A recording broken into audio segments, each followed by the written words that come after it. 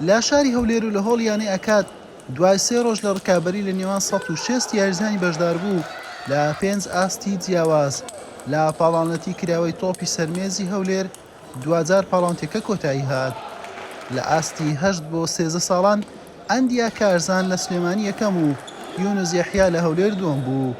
لە ئاستی 14 بۆ 17 ساڵان تەبا دانا لە هەولێر یەکەم و هێژا بەشار لە دهۆک دووەم بوو. لە ئاستی 18 بۆ 39 ساڵان ژیار نەوزاد لە سلێمانی یەکەم و حوسێن عاکش لە بەغداد دووەم بوو.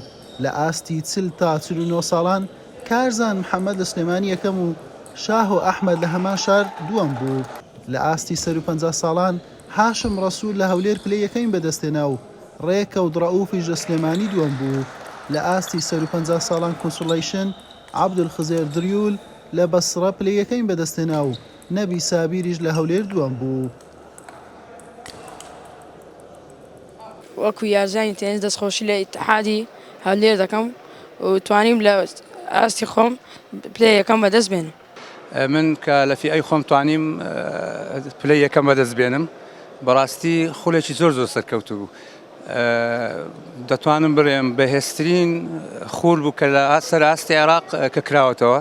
سوپاسی دەستەی کارژێری ئەم خولە دەکەم و ئیتحادی تۆپی سەرمێزی هەولێر کە زۆر ماندوو بوون هەرچێکیان چێشە.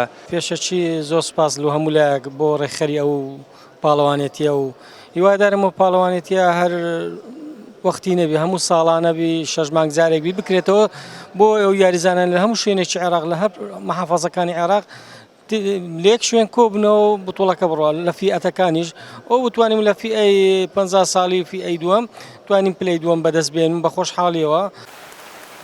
دوای تەواوبوونی ڕکابەریەکانی پاڵەوانتێکە خەڵات بەسەر یەکەم تا سێمی هەر 5 ئاستەکەی پاڵەوانتێکە دابەشکرا.